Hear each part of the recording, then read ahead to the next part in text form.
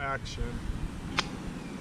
Okay, here's where you tell the high-level martial artist from the martial artist who's not really a martial artist, but more of a fighter.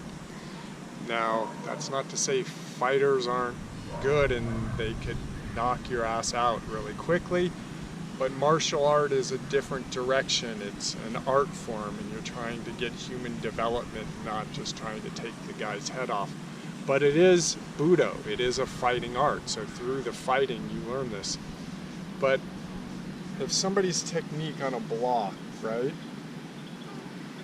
if they can't snap and it hits and sends the arm or whatever they're blocking a reaction away, there's just a snap,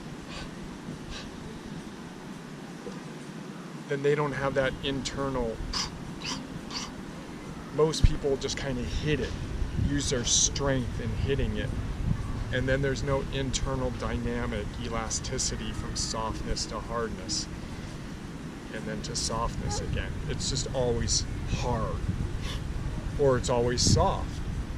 So you need to have range of motion. You need to have softness, but then hardness at any moment, and then softness, and then hardness. But you always hold a strong center, but there's softness around it. But then the body could contract at a moment's notice, shooting the energy.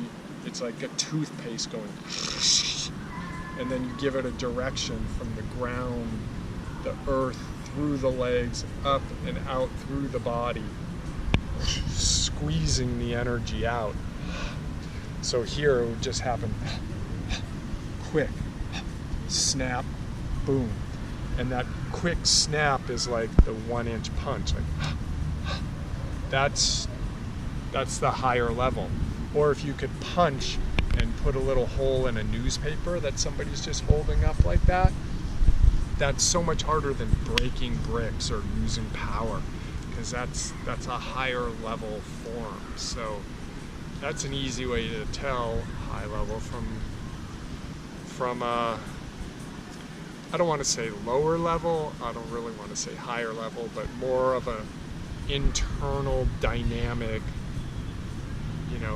that is really, okay, I will say higher level.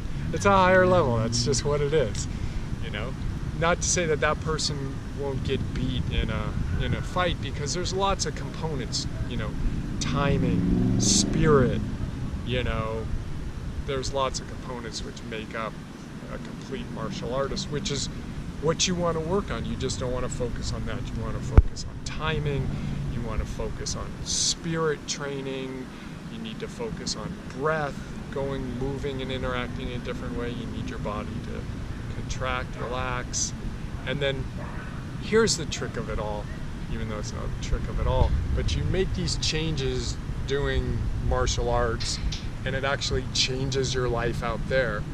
So if you have a blind spot in your what they call kamai, an opening that you leave for an opponent, you have that opening in your whole life. In business, you have that opening. In relationships, you have that opening.